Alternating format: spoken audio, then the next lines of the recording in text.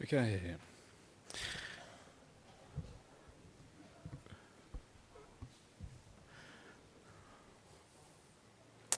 Okay, so I think maybe we can start this evening's talk. Tonight I'm going to talk about the topic of non-self, of anatta, it is known in the Pali language. And this is like one of the core things of Buddhism, this idea of non-self. And it's quite important to get an understanding and a feeling for what it actually means. So you get a kind of sense for the core aspect of Buddhism, what it is, what this is all about. I'm going to talk about it from mostly a practical point of view, how to understand this from one's own personal experience, but also how to actually use it in maybe even ordinary life, how to use this idea to develop wholesome states of mind in ordinary life. And it is interesting, it is a core aspect of Buddhist practice because there is a place in the sutras where the Buddha talks about what is it that differentiates, what is the difference between his teaching, the Dhamma, and the teaching of all the other religions that existed at the time of the Buddha. And they go through a number of things. They talk about the understanding of, I think, feelings, and understanding of clinging or upadana, talk about a number of things. And the Buddha says, well, in all these cases, there is a possibility that people of other traditions, other teachings may also have a similar kind of understanding to that of the Buddhists. But there's one area, the Buddha declares, where the Buddha's teaching is different. It's more profound, it's more complete, and that is especially in the area of non-self, understanding this idea of anatta that we talk about in the sutta. So this is kind of the archetypal kind of Buddhist thing, right? This idea of non-self. So because it is so important in the Buddhist teachings, and I think Buddhism is the only religion, I think, only philosophy perhaps, that lays such emphasis on this idea of non-self.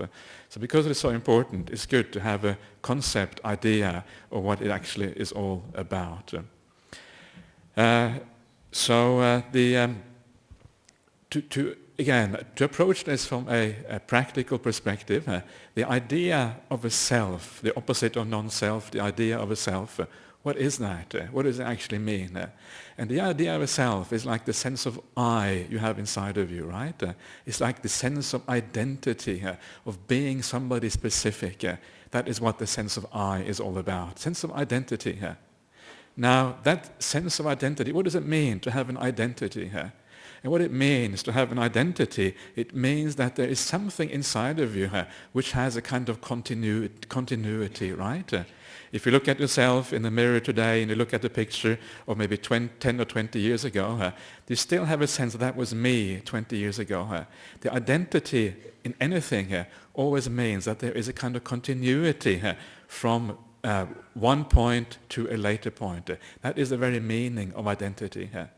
So when you think of yourself, when you think of the idea of a self, it means identity, the sense of I inside of you, that we all have to some extent, except if you are fully enlightened perhaps. That sense of I is based on this idea of identity. If you look very carefully, you will see that that is actually what it is founded on. If you take away the sense of identity, the sense of I can no longer exist as a consequence. And to understand what this means, this idea of identity, imagine that you have a car, for example. Over the years, you keep on repairing this car, and eventually, after having repaired this car, say it's a really old car, right? You've been repairing it for 20, 30, 40, 50 years. Eventually, there comes a time when every part of that car has been changed out, right? You have got a new engine in there, you've got new tires, new wheels, you've got new interior, a new steering wheel, a new roof, new windows. Everything has been changed out. Everything has been swapped over with something else. So the question then is, when everything has been changed, when there isn't a single screw or anything left in that car that was originally there, everything has been changed out, is it still the same car? Can you talk about an identity of that car anymore? Does that car have an identity? Is it the same thing? Or is it now something completely different?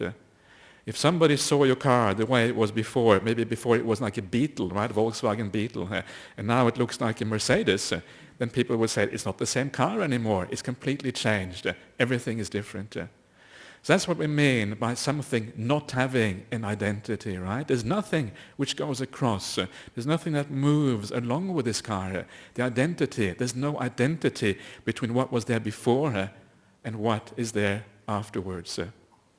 And this is exactly the same thing with the human being. If you understand the sense of identity, it is the idea that if there's no identity, it means that things are continuously changing. And there comes a point when nothing is there anymore of what was there before. And when you see that, when you can understand that fully, that is when you understand the idea of non-self. No identity. Nothing passes over from one point to some other point later on. So this is what it's all about. And one of the interesting things, sometimes this is actually quite profound. It may sound very easy when you hear about this, but actually this is a very profound thing here. It's one of the things that you often will hear about. You will often hear in modern psychology or modern philosophy, people will say that, we realize there's no self. We understand that the Buddhist teaching must be correct on this particular view, because when we look inside of the psyche of a human being, when we philosophize about what it is that a human being is, we agree. There's nothing there that is constant. There's nothing there that is unchanging. There's no identity that actually goes across. You will often hear that. It's quite common in modern psychology and also philosophy to say these kind of things. So does that mean that such people who say this kind of thing, does that mean that they have understood the idea of non-self because they say that? Have they really understood what's going on?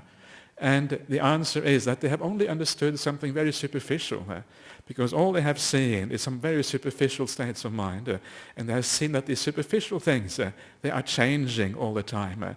And because of that, they have declared that there is no self. But if you look at that person's own psychology, if you look at their own sense of identity, their own sense of who they are, they still have the sense of I inside, which means that they haven't really understood it from a Buddhist point of view. All they have understood is this idea from a very superficial, intellectual point of view. So what that means, and I think this is quite important to understand, when people say these things, that yes, we can see according to modern psychology that the Buddhist teaching must be right, they haven't really understood what the Buddha was talking about. It's far, far more profound. It goes to the very core of who we are. It goes to the very core of what we identify as human beings. And this is really what the Buddhist thing is about. So to get you to understand how this works, I will look a little bit about how to investigate this idea of non-self, how to investigate it inside of yourself, so you can also get an understanding that roughly aligns with how the Buddha talked about non-self. So one of the ways that the Buddha talks about non-self, the Buddha often will classify the human being, and he will divide the human being up into aspects. There's a very well-known way of dividing a human being up called the 5 khandhas, often translated as the 5 aggregates, which I think is a bad translation. Does that make any sense to you, 5 aggregates? It sounds like a pile of sand or a pile of gravel or something like that. Aggregates is something you use in the building industry, right? That's what it means to me anyway. It doesn't make any much sense to me, but basically what it means, a khandha is like a group. It's a whole set of things that come under a particular grouping. This is what the 5 khandhas actually mean. And so the Buddha says that a personality can be divided, if you like, into these 5 groupings. And when you look at those groupings carefully, then you will see that there is no identity within that particular group. This is one traditional way of analyzing, according to the Buddha's teaching, how we look at a person. That is one way. Another way that the Buddha talks about is through what he talks about, the 6 sense faculties. And the 6 sense faculties in Buddhism are the ordinary 5, seeing, hearing, smelling, tasting, and touching. And the 6th one of the Buddhist sense faculties is the mind state, the mind, the feeling of the mind. And the reason for that is because even if you shut down all the other 5 senses, you can still have awareness, and that awareness is the mental awareness. So this is another way of classifying. And if you look at those 6 sense doors, the 6th way of sensing the world, you will again see the same thing. There's no sense of identity going through that. So these are the ways the Buddha uses to explain this, and these categories are actually very, very useful. They are especially useful when your meditation becomes very deep, because then these categories start to get some kind of meaning. Yeah? But before that, they are a bit abstract. So I will instead, I will look at another way of regarding this idea of non-self. And this idea is simply to remember that the world, what is the world? What is the world to us? The idea of non-self is that there's no identity, right? Well, if there's no identity, what are the things that don't have any identity? And the thing ultimately that has no identity is our experience of the world. If you want to summarize what the world is, if you want to summarize what reality is, you can say that reality is basically experience. There is nothing apart from experience, right? All of reality is included within experience. You see things, you hear things, you smell things, you touch things, you think about things, and that's all there is. There's nothing apart from that. So when you look at your experience of life, that is the sum total of reality. There is no reality really outside of experience. That is a very powerful thing, isn't it, when you think like that? It's a very, very useful way of looking at the world. Very often, just sidetracking a little bit, but very often you will hear that the world is often divided up, according to modern science, is divided up into material things on the one hand and then mental things on the other hand. And that division causes incredible problems for philosophy, for how to think about the world, because it's very hard to understand how that material world can interact with the mental world. Because the material world is one thing, the mental world is something completely different. So how can they interact? How can a human being exist? How can these things actually work together? But if you look at it from a Buddhist point of view, and this is what's so powerful about it, is that if you regard it instead as just experience, the physical world too is just experience. We see forms, we touch things, we feel the heat and cold. It's all experience. And when it's all experience, we realize that distinction between the mind on the one hand and the material phenomena on the other is just a secondary thing. It is something that we derive from the primary experience, which just is experiencing the world. And then this whole problem, this thing they call dualism in philosophy, that problem of dualism falls away because experience is really all that is left. It's a very powerful way of looking at the world, just understanding it in terms of experience. Anyway, I'm just saying that because it's quite beautiful to understand that sometimes some of the things that people bring up as problems, if you look at the world just slightly differently, the problems just dissolve into thin air and there's nothing left. So how then about the idea of non-self? How do we see that during our ordinary experience? And what is your experience like? So you go through the day, right, and you see things, you wake up in the morning, you see your room. And of course, as you then move throughout the day, there's a continuous change in everything you experience. What you see is always changing, always moving, sometimes disappearing completely, something else arising. And then within that experience of seeing, then you hear something. But the sounds are just like the sights. They too, they arise, they come into existence, and they disappear again. There's continuous, like a kaleidoscope of things, always changing, always moving, never staying the same. You have your breakfast, you eat, and then the breakfast is finished. The taste is gone, and then there's no taste for a long time until you have your lunch again. You smell something, the smell disappears, it is gone again. And you see how your experiences, you touch something, again it disappears. How your experiences of the world are always changing, always moving, never staying the same. And then you can go to the mind state and you will see the same thing is true for the mind. You feel something, it feels happy, it feels pleasant, then it feels unpleasant. The happy feeling is completely gone. Right? You choose something, you don't choose something. Everything is always moving. So notice that, just in your daily life, notice how everything is always moving around and there's no identity, there's nothing there which goes across those experiences, which is always present, which is always unmoving, always staying there as a solid core which is left, which is a kind of this sense of who you are, which is a foundation for the sense of I. The sense of I doesn't really have any foundation. That's what you're starting to see here. So notice that, and that is already, when you see that, that is already the beginning of understanding what non-self is about, right? Just the fact that things are changing all the time. It's not very scary, right? It's fairly kind of ordinary, but this is actually what it means. Now, that is not enough, however. It's not enough to fully understand, of course, the Buddhist idea of non-self. To fully understand that, we have to go much more profoundly and deeply into who we are to be able to see these things.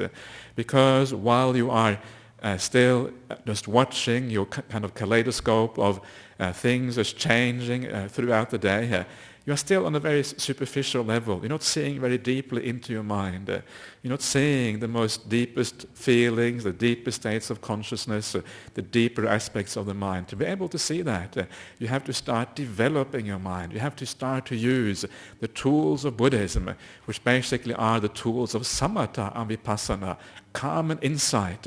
That is where you start to kind of get to real grips with the idea of non-self.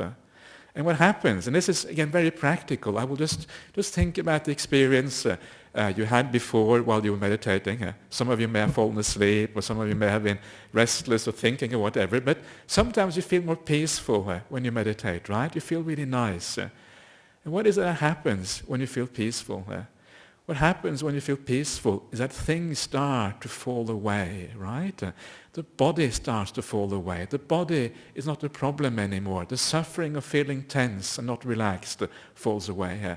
Then the mind starts to become peaceful. You think less. So the thinking starts to fall away. And as these things fall away, you start to see that these things which fall away, of course, they disappear, right? They fall into the background. And eventually, there comes a point, perhaps sometimes, when all you are is aware of the breath in your meditation practice. Everything else is gone. Everything else has disappeared. You are still there, but everything else has gone. So what does that mean? It means that these things would have disappeared. They cannot be your identity, because they're not always there. They're not kind of continuing on, right? And the more deeply you go in your meditation practice, the more you understand that all these things that fade away and disappear, they are not your identity. They're not who you are. They cannot be who you are. And in this way, you gradually, you come to see what this idea of non-self means in a very practical and a very direct way. It's a beautiful thing when you see that. You actually see that all of these things. What you see at the same time, of course, is that as you become more peaceful, you become more happy as well, right? The less identity you have, the less there is of you, the more happy you are. Great. So chuck out some more stuff which you thought were you, and then perhaps you'll get even more happy. And you see that there is a correlation between the degree of non-self and the degree of happiness that you actually find in this world, right? Then non-self doesn't seem so scary anymore. Some people think it's very scary, this idea of non-self. But when you realize that it correlates with happiness, then of course it becomes much more beautiful and much more acceptable to people.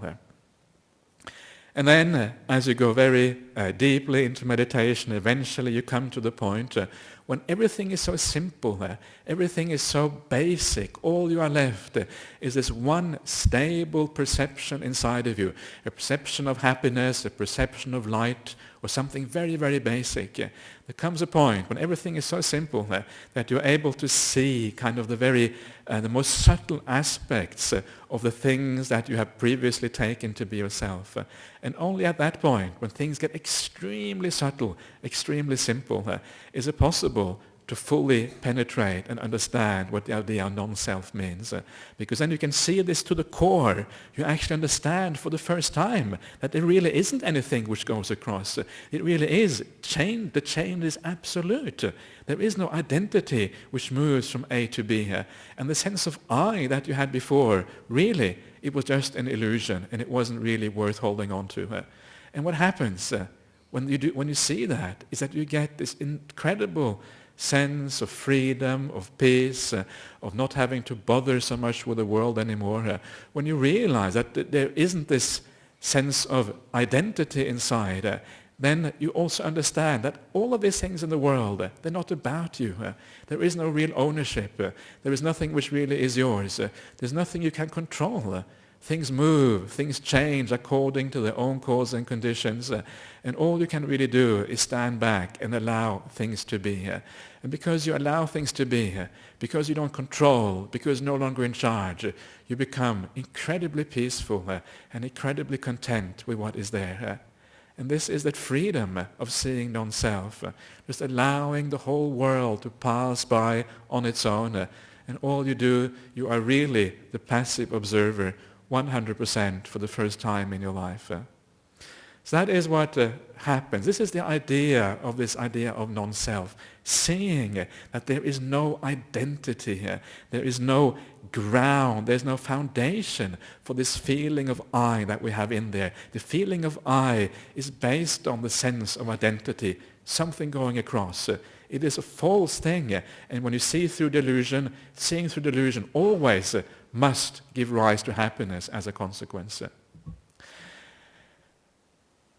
So, I want to give you, this is kind of still perhaps very theoretical, but it's giving you some idea of how we move towards this idea of non-self, how we can use it in our daily life. But I want to look at a way we can actually use this idea. And how can we use this idea of non-self? What I've been looking at now is the impermanence of all phenomena and why that must mean that why there cannot be a self as a consequence. But how can we use this in a productive way? And one of the kind of defilements, the problems of mind, if you like, that we often talk about in Buddhism, is this idea of conceit, right? Conceit, pride, arrogance, these are all kind of aspects of the same problem, the same defilements that we have. And it's very easy. I think we all probably feel a bit conceited sometimes. We think that, this is who I am. I am, more educated than these people, or I am of a higher social position, or I am nicer. I'm more spiritually developed than these people, right? That's a very powerful conceit. It's very easy to get into that one. Or I am more wealthy than somebody else, right? So that makes you conceited as well. There's so many areas in life where this idea of conceit can take hold. And of course the most subtle of these is the spiritual kind of conceit, where you really think that you are better. And of course the funny thing is that if you really think that you are better, that conceit kind of drags you down a little bit, right? Not quite as good as you thought you were after all, precisely because you have the conceit. So it's good to kind of abandon that conceit so you become even more virtuous. So how do we deal with conceit in life? And also one of the points here as well is that in Buddhism, conceit doesn't just mean feeling superior. That's one possible conceit. But it's also possible to feel inferior. Inferior is also a kind of conceit because it's based on the idea of an I, on an identity. And in Buddhism, we also have the idea of equality, right? If you think you're equal, then according to Buddhism, you're still conceited if you think you're the same. That's a bit counterintuitive, isn't it? But the idea is, again, because the very fact that you are comparing yourself, that comparison, that is the problem, that is the conceit, because comparison is based on the idea of me and I. So how do we overcome, say, a spiritual conceit? You think of yourself, I'm the great meditator, I am the really compassionate and nice person, and all these scallywags around here, they are no good compared to me. So how can you overcome that? And to overcome that, a very simple technique is just to remember the idea of no self. This is where the idea of no self can come in very powerfully. Because let's say that you're conceited because you feel wealthy. I'm rich, these people are poor, so I'm better. But wealth is inherently unstable, right?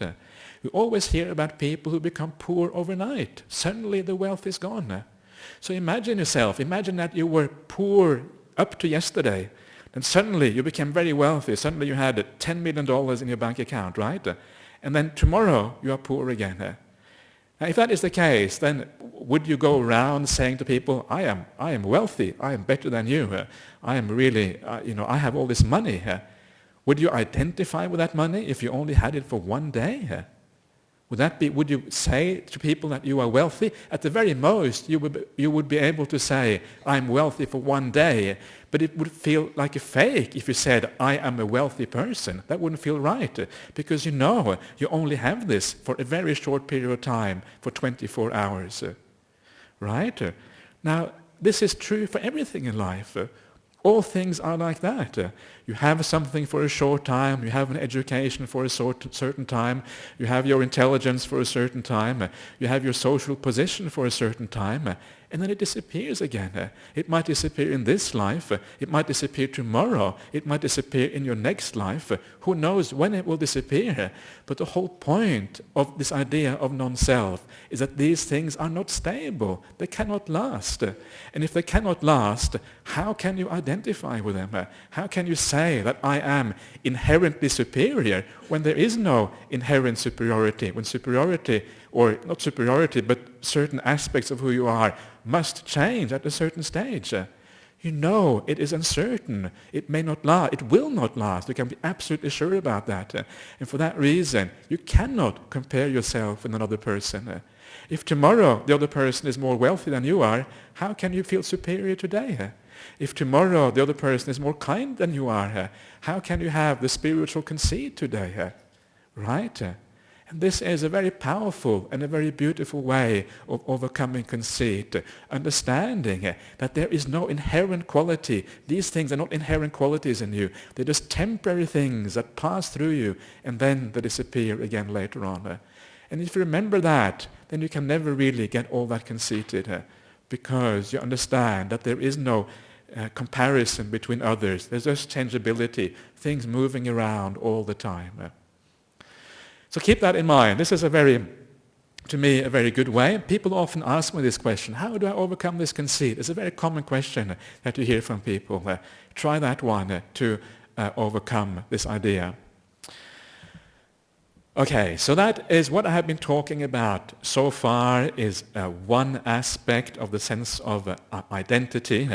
And this is the aspect of permanence, the aspect of inherent qualities, the aspect of identity, that there is something there which you identify as, which is your identity, and that's why you have the sense of self. This is one aspect of the sense of self. And non-self, therefore, is the understanding that inherent stability doesn't exist. There is another way of understanding non-self, or understanding the sense of self, and that is the sense of self. Not only does it require an inherent stability inside of you, it is the delusion of stability, but the sense of self also arises from the illusion of control. The idea that you are in charge, the idea that you can control things, that you can actually do things in the world and get things your way. This is the other aspect that the Buddha talks about again and again in the suttas as a function of the self, an aspect of the self. And if you reflect on that, if you think about what does it mean to feel that you have an I, when you have an I inside of you, what does that feel like? And what it feels like, I'm just talking from my personal experience, and I assume that is the same for everyone here. But if you're honest about yourself, it feels like you have control over something, right? There is I. Because there is I, there is my stuff. I always means I have things. At the very least, you have your own body, right? As a monk, I don't have all that much, but I have these robes perhaps, or I have my bowl, or I have my razor to shave my head and these kind of things. So you have a few things. And that is your sphere of action. That is who you are. You have this ownership. This is your area of control. So this is the other aspect. One of the inherent aspects of the idea of a self is the idea of control around the world, with respect to these things that fall within your sphere of action. And this is how the Buddha, again, defines the idea of a self, this idea of control. But then you ask yourself, is that feeling of control that I have, this feeling that derives from the sense of I, is it real? Does it make sense? Do I really have this kind of control over the world, over the things within my sphere that it feels like I should have? And of course, once you start to look at the world with kind of unbiased eyes, you realize that the amount of control you have is far, far less than you ever would have thought without reflecting carefully about these things. So for example, the sphere of action for an ordinary person, one of the most obvious spheres of action is our relationship with the people who are close to us, particularly a person we are married to or a life partner that we have. That is kind of the sphere of action, right? So how able are we to control that relationship? How much control do we exert over the relationships in our lives? And we often feel that we should control, right? A lot of relationships is about controlling each other. And you know that. We try in subtle ways to kind of influence the other partner. I'm sure you've all fallen into that trap of trying to control your life partner in a certain way. You want them to be this way, you want them to be that way. You want the relationship to work out, to exert influence on what is going on. This is just so natural. It is so basic to what to life. And yet, despite that, we know how relationships often work out. They don't work out, right? Things go wrong, you end up with divorce, you end up with all kinds of problems. And in the end, the most certain thing of all, which you cannot control, of course, is death, right? Death is always going to block you from trying to control these kind of things. So relationship is a classic factor. But of course, somehow we feel that we are different. We will be able to somehow make this relationship work. But it's wrong. It's a delusion. The reason that you think you will be able to do it is precisely because of the sense of I inside of you. Your sense of identity is what distorts the reality to make you think that you can actually control this and make it work out. And for that reason, it doesn't matter how many times you see that that the reality of these things. It doesn't matter how you try to see these things. The delusion is still going to try to trick you to think that you are somehow different. And of course, it is not just with relationships, it is with all the things in life, all the things we own, everything. Anything you own in life is your sphere of activity, your sphere of control. And then one day your house burns down, one day your burglars come and take things away from you, one day something has happened. There's always things happening. At the very least, the day comes when you die, and it's all gone, and you certainly cannot control things beyond your death. So again, reflect on this. This is what is happening, the delusion of control, that we can control things within our own sphere. So if you look at this, what we are really trying to control here is not so much that we're trying to control the external things. Why are we trying to control all these external things in our life? The reason why we're trying to control them is not so much because of those things in their own right. What we're trying to control is our inner life, right? Our experience of the world. I'm coming back to this idea of experiencing that I started off with. That is what we're really trying to control. Because all these external things, they are actually about how we feel. We have a good relationship because it makes us feel good. That's the definition of a good relationship. We have all this ownership around us because it makes us feel good. We have a place of safety, our home. We have these belongings which makes us feel that we have we have things that give life a certain pleasure. So in the end, it's about how we feel, our experience of the world. That is what we are trying to control. And you can see this if you look at the Buddhist idea of dependent origination. You may have heard this Buddhist idea of dependent origination. This is one of the most profound teachings of the Buddha.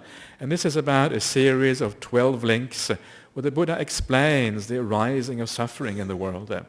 And those a few of those links in the middle there, what the Buddha says, he says that when there is feeling, when there is an experience of the world, which is either pleasant or unpleasant, that feeling must always give rise to craving. Why is that? Because when you feel, either you like it or you don't like it. So craving arises as a result of that feeling. As a result of craving, We make lots of decisions in the world. We have strategies. We take things up. We decide how to live our lives. We decide to get an education. We decide to pursue sensual pleasures. We decide to have a life partner. We decide to build a house. All these kind of things. We decide how to live. Why? Because those decisions on how to live, they are done because you want to fulfill the craving. The craving is something that cries out for action. Craving says we must act. We must do things to fulfill that craving. So what you're seeing here is that your feelings, how you feel the world, gives rise to how you live your life. It gives rise to our relationships. It gives rise to all these kind of things. And then it gives rise to trying to control those things. Because the feeling is dependent ultimately on those relationships, we try to control these things. So it all goes back to how the Buddha explained how the world actually functions. So this is the doing of things, the idea of self as the doer. So how does this, what is the problem with this? And of course the problem with this is that if you can't control, but you think you can control, you're going to end up suffering enormously because you try to control that which is uncontrollable. And as you start to see this, you start to let go of that control and you allow things to be in life the way they are. And to give you another example again, because I think the examples are often the most powerful, how to actually do this in your life. And a good example is when something happens in life which is suffering for us. Say that you are, this is a sort of suffering that we all have in life when people say something to you that isn't nice, which is unpleasant. This happens almost every day, right? Somebody's going to say something which isn't nice. So how do you react to that when somebody says something which isn't nice? And of course, a very common way of reacting to that is to get upset, right? Why are they saying non-nice things to me? It's about me. It's about you again. And because you get upset about this, then you have all kind of suffering as a consequence of that upset. But if instead of doing that, first of all, why is it that you get upset? And the reason you get upset is basically a function of control. It's a function of the idea that you think you can control the world. Anger and upset arises because you think that through anger, through that, you will somehow be able to rectify the situation, put them in the right place, and stop that suffering from happening in the future. But when you realize, and this is kind of the insight here, the understanding, the Buddhist way of understanding the world, when you realize that people saying bad things to you, it's always going to happen. You can't sort it out. It's impossible to stop that from happening. This is the way life actually is. And when you see that, you stop trying to change it, right? You realize it's an endless task. You can't change everybody in the world. You can't change everyone you come into contact with in your daily life. And when you understand that this is the way it has to be, then instead of getting angry, instead of trying to change the situation, remember anger comes from this sense that you want to change things. Instead of changing it, you allow it to be. And when you allow it to be, something amazing happens. What happens is that you start to experience things again. When you get angry, you are projecting outwards onto somebody else. Your attention is going on to the object of the anger, which is the person, right? You're no longer experiencing the world. You're no longer experiencing what is happening. But by not getting angry, you can feel the pain. You can feel the suffering of the words of the other person. So instead of getting angry, you feel the suffering instead. So try that. Try to feel the suffering. What happens when you feel the suffering? What happens when you feel the suffering is that you start to understand life, right? The first noble truth is a noble truth about suffering. And this is just a very shallow way of understanding suffering. It's very, very simple. But you are starting to investigate the first noble truth of Buddhism, even though it is still very shallow. Instead of projecting or thinking about the other person getting angry, you feel life as it actually is. What a powerful thing that is. And And this, of course, means that we start to get insight. We start to understand what the Buddha's teaching is all about, instead of just hiding behind a kind of a surface, something superficial like upset and anger. And what is powerful about that? What is so powerful about that is that when you start to understand suffering, it starts to change your perspective on life. Life isn't the same anymore. There's a Dhamma cockroach has come in to listen to the Dhamma. That's really, that's very nice. So, I told you not to get reborn as a cockroach. That was a bad idea. This is what happens if you don't listen enough to the Dhamma talks, right? So instead of getting angry, you don't get reborn as a cockroach. You feel the suffering instead, right? You feel what it's like. And what that does to you, what is so powerful about that, is that it starts to change your priorities in life. Instead of the priority being of this world, you start to see the limitations of this world. And when you see the limitations of this world, your priorities change, and you start to orient yourself towards spirituality, towards the inner world, towards the mental world instead of always the outer world in this life, because you understand its limitations. So it's incredibly powerful. This very simple shift from getting angry to experiencing instead moves you to become a more spiritual person. Isn't that a powerful thing? And then you understand that actually developing the mind is really where it's all at. Because that is something you can do something about. That is something that is really within your sphere of action, at least to some extent, whereas the external world is not. And then you do something where you can actually do something with your life, instead of spending your time on things that in the end you cannot do anything about. The reorientation of your life towards the spiritual matters happens as a consequence of just facing up to reality, feeling what reality is like. So, okay, I'm not sure if I should say anything more. Maybe that's enough for tonight. I think it's probably enough. Otherwise we can, enough for tonight. Thank you very much.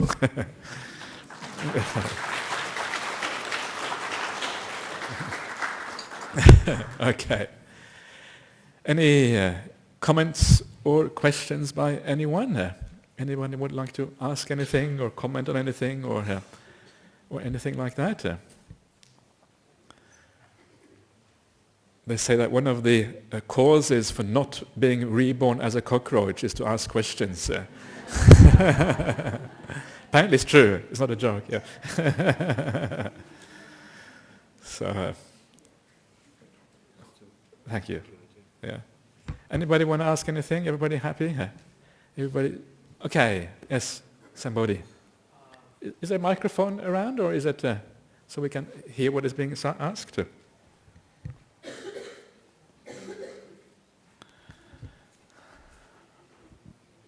Ajahn, you were talking about continuity and carryover. So what about carryover in awareness? Okay. Or the experience of awareness? Yeah. Well, this is very, very profound, right? Because it's the one thing that kind of seems to always be there, that seems to be ever present. The world changes, your mental state changes. There's one thing that seems to be there all the time. That is the awareness of these things. And that seems to have a kind of continuity behind it. And the point here is not for me to kind of tell you a kind of dogma. This is the Buddhist dogma that according to Buddhism, this is the way it is. It's much more important to actually investigate these things for yourself and to see these things in reality. So I can, of course, tell you what the Buddha says, and maybe I will do that in a second. But much more important is actually to investigate and get a feeling for the idea of non-self in your own practice. And then it becomes powerful. It actually has some sense of meaning for you. But just hearing the word of the Buddha, sure, if you have enough confidence and faith in the word of the Buddha, it is powerful still. But obviously it's even much more powerful to see things for yourself. But what the Buddha essentially says is that there are 6 classes of awareness or consciousness, and these are the 6 classes related to each of the 6 senses. And he says that these are always changing, so awareness is changing according to which sense you're with. And the awareness with one sense is completely different from the awareness that you have with another sense. And when you see that, you see the discontinuity in awareness itself. And the feeling that awareness is a continuous thing is just an illusion. It's an illusion based on the fact that the mind consciousness, the mind is always behind everything. You see something, the mind is there. You hear something, the mind is there. And the mind keeps going. And because the mind cannot take everything else as its object, the mind seems to be this continuous entity that is behind everything else.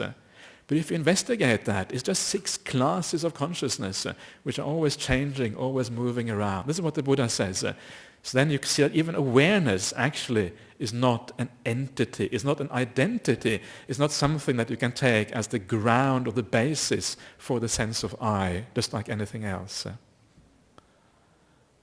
Thank you. Yeah. Anybody else? Yeah, Miri. Yeah, just following that up on the awareness. So if there are 6 types of different awareness, Yeah. and the ultimate goal is to see the impermanence of these different kinds of awareness, what is aware of the impermanence of these different types of awareness? It is an inference that you make. Right? It's an inference you make. You see that something is completely different before and afterwards. You see that there's no continuity between the two, because you see that one thing happens and the next moment something completely different is there, and there's no relationship between the two things. So you can see that there has been an absolute change. It's like the car I was talking about before.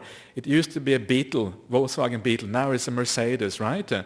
There's a complete difference there between the two things. In exactly the same way, the awareness itself has changed completely from one thing to something else. And that is what you see here. And then from that, you know that there is nothing that has gone across. There's no inherent identity in that process. Okay. I know, Miri. I know. We talked about these things before, so that's good. Thank you anyway for that question. Anybody else have any question here? Anyone else? Everybody else happy? Yeah. Okay. So let's have a look at these couple of questions from overseas. Wow, this is interesting, isn't it? One from Germany and one from Syria. That's amazing. Somebody was sending a Dhamma question from Syria in the middle of all they're going through down there. That's a wonderful thing. Isn't it great that we can reach the Dhamma even to places like Syria? Isn't that great? I find that really positive. Anyway, let's see what they have to say. This is Christian from Germany. When I made many negative experiences in my life, I might develop out of these experiences an identity. What is low self-esteem and the meaning of the word self in this term? Okay, so it's exactly the same thing, right? Whether you have a low sense of self or you have a high sense of self. The idea is that somehow you identify with certain qualities. And because you identify with certain qualities, you make your sense of self out of that. That's really all it means. And it doesn't matter whether it's low self-esteem or conceit or inferiority feeling or whatever it is. It's just a sense that you have this identity. I am inferior. That's my identity. It's not very nice identity. It's better to have identity maybe I'm equal. I'm equal is quite a good identity if you're going to have anything. But neither conceit nor feeling inferior. But it is basically the same kind of problem. So ask yourself, this is how you feel now. Why do you feel like that? Tomorrow you feel different. There's nothing really there which is permanent or lasting. Investigate the reason for that feeling of inferiority. And once you understand the reason, and once you can see that that aspect because of which you feel inferior, if that aspect is changing, and it might be completely different tomorrow, then there's no basis for that inferiority. It's just an illusion, and you can perhaps discard it like that. But the other way of doing it is just to live a good spiritual life. And as you live a good life, as you do what is right and do what is kind in the world, generally you don't feel inferior anymore, nor do you feel conceited if you live it rightly, right? If you feel good about yourself, you just feel good about yourself, that's all. You don't really need to compare yourself with others at all anymore. You're just happy, content with your own life, and that's good enough. What other people think is irrelevant, and you can just go on with your own life. That is the best way of doing things. And this is what happens when you live a spiritual life, you do what is right, you feel that independence from the world. You become kind of sufficient inside of yourself. It's a wonderful and powerful thing. What other people think, comparison with others, all that just goes out the window after a while. Okay, then we have Aiden from Syria. So again, it's wonderful to be able to spread the Dhamma even to Syria. Non-self is like I am nothing. If so, who can go forward in this life? So it's not like you're nothing. Non-self is just, remember that this is kind of the problem with this idea of non-self. If you grasp it in the wrong way, it leads to a misunderstanding. Remember that the problem is that the idea from a Buddhist point of view is that we are basing our life on an illusion, right? We are feeling, we are seeing, we are perceiving something which isn't actually there. We have the sense of identity, but it's not actually based on any facts. It's not based on any real phenomena which actually exist in a way that an identity can be formed around them. So there is a delusion. So you are no more nor less because of non-self. You're still just exactly the same person you are. It doesn't change anything. All it does is straightens out your sense of reality. It makes you more realistic about what the world is like. It doesn't make you any more nothing. It doesn't make you any more something. You are still exactly what you were before. And there is a very nice sutta called the Kachanagota Sutta, found in the Samyutta Nikaya, is in the Nidana Samyutta, which is the suttas on dependent arising. And this sutta, the Buddha says that both the idea does not exist is wrong, and the idea exists is wrong. Does not exist is wrong because it's not as if there isn't anything there. There is this continuity, right? There is this karmic continuity which is you.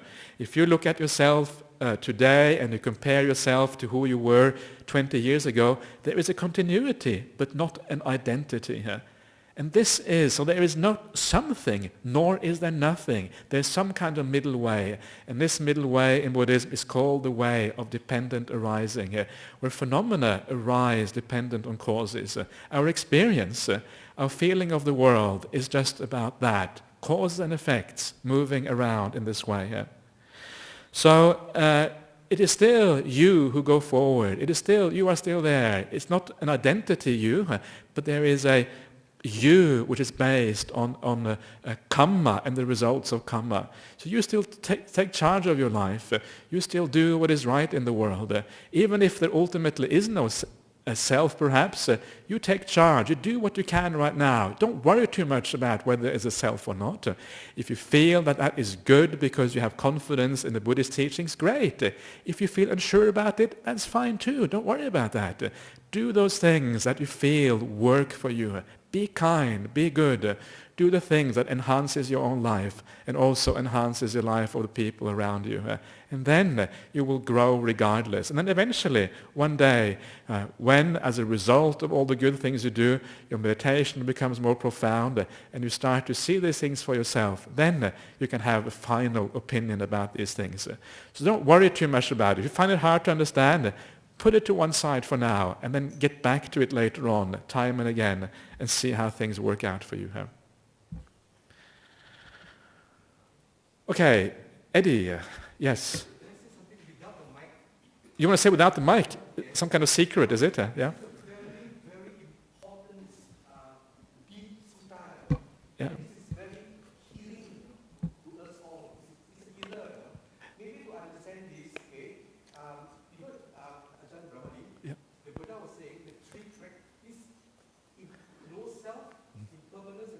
Yeah. This is the nature of our human existence. Yeah. This is the three prerequisites of our existence. We don't understand this, that's why we suffer. It's impermanent, there's no self. We cling to the self. You cling to the self, but there is no self. Yes, yes. Wow. That's a problem. Yeah. Yeah. They call it emptiness of impermanent existence. The Mahayana is empty. The five skandhas are empty of Yeah. human existence. And they have they have Inadana, she chanted Namo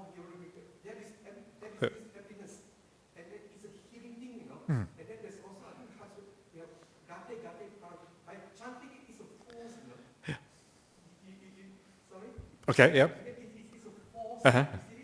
It's very important. Yeah, yeah, it is. Of course, it's very important. I agree with you. Yeah, yeah, Human nature, yeah, yeah, you know, so yeah. understanding things Sure. heals you. Yeah, Like say, for example, like say cancer, it's not, it's empty. We cling, we think, oh, we can die on this thing, just we suffer. For yeah, example, you know, and then there's also the 12 link too. yeah, Before something happens, yeah. there's 12 Okay, maybe that's enough, Eddie. Yeah. Otherwise, it becomes a Dhamma talk, a second Dhamma talk. One Dhamma talk is enough. Otherwise, we get really, gets too much. Otherwise, yeah. Anyway, thank you for that. Yeah, I agree. It's very important. Anybody else want to say anything here? Everybody very happy with everything? Wonderful. Yes, at the back there.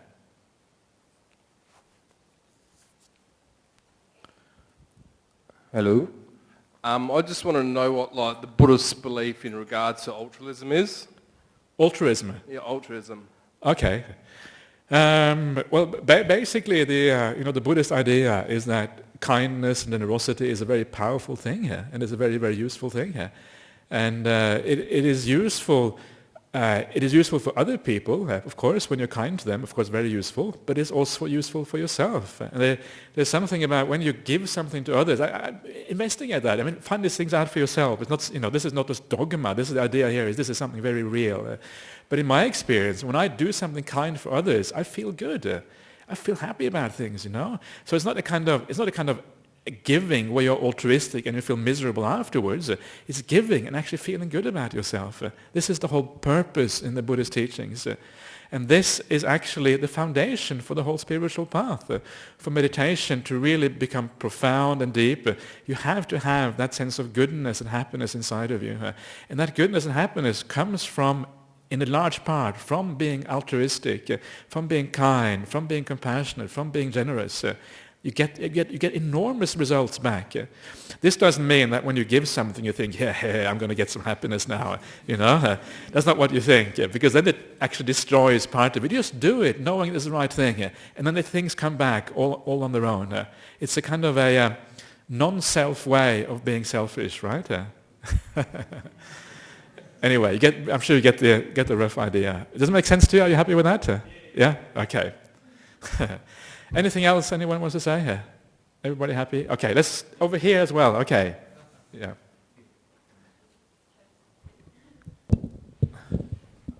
I just wanted to say that on the topic of the no self and like comparing yourself to others, I like one of the things which helps me is like true self-esteem and like true humility come out of the realization that we're all like pretty essentially the exact same thing because we don't have a self.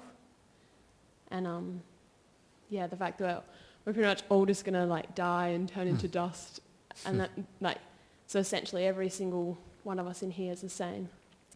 Yeah, Yep. and like especially like it's really important like in today's society when you're like constantly comparing yourself to like through like social media and Yeah.